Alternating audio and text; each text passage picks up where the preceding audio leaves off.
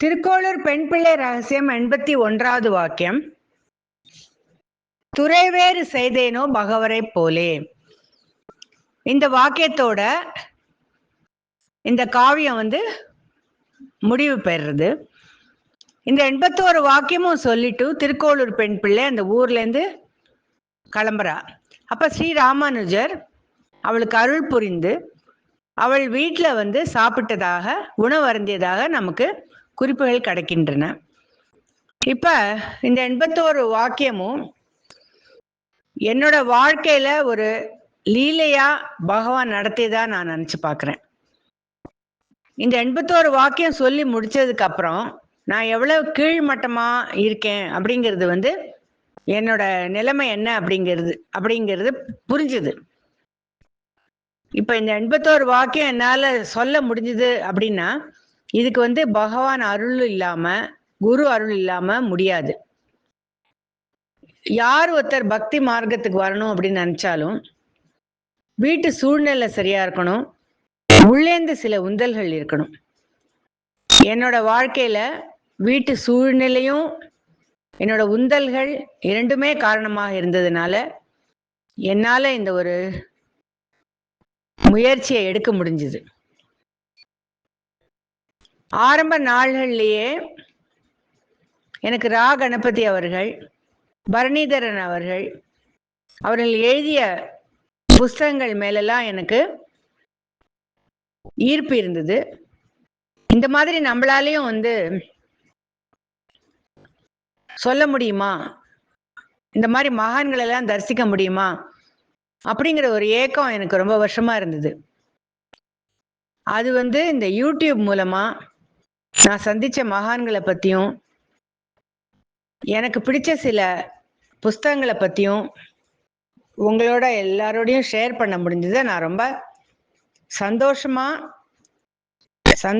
நினைச்சு பார்க்கிறேன். இது வரைக்கும் நம்ம திருக்கோளூர் பெண் பிள்ளை காவியத்தோட 3 மாசமாக நம்ம பயணிச்சுட்டு வரோம். இன்னைக்கு அது முடிவடைகிறது. இந்த வாக்கியத்துல பகவர்னு அவ சொல்ல போறது யாரு அப்படின்னா, வில்லிபுத்தூர் பகவர் அப்படிங்கிற ஒருத்தர் சிதம்பரத்துக்கு பக்கத்துல வாழ்ந்து வந்துட்டு இருந்தார். அவர் தினம் குளிக்கும் போது தனியா ஒரு இடத்துல தான் குளிப்பார். அவர் ஒரு அந்தணரும் இல்லை, சன்னியாசியும் இல்லை.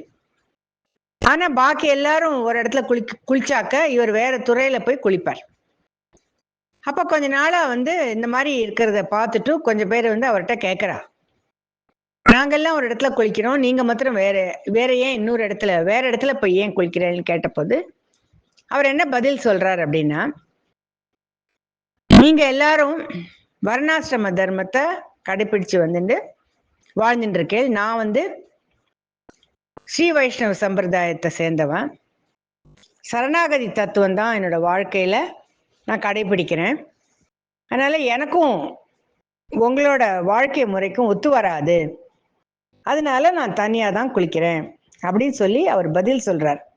இப்ப திருக்கோளூர் பெண் பிள்ளை என்ன சொல்றா, பகவர் மாதிரி நான் தீவிர சரணாகதி தத்துவத்தை நான் என்னோட வாழ்க்கையில கடைபிடிச்சேனா இல்ல, அதனால நான் இந்த ஊரை விட்டு அடுத்த ஊருக்கு போறேன் அப்படின்னு சொல்றதா இந்த கதை இங்க முடியறது. இப்ப இந்த 81 வாக்கியங்கள் ஆரம்பிக்கிறதுக்கு முன்னாடி நம்ம இந்த வாக்கியங்கள் எப்படி ஆரம்பிச்சதுன்னு பார்த்தோம். இப்ப எப்படி முடியறது அப்படின்னு நம்ம பார்த்துட்டோம். இது தினம் தினம் நம்ம சிந்திக்கக்கூடிய ஒரு வாக்கியங்கள் தான்.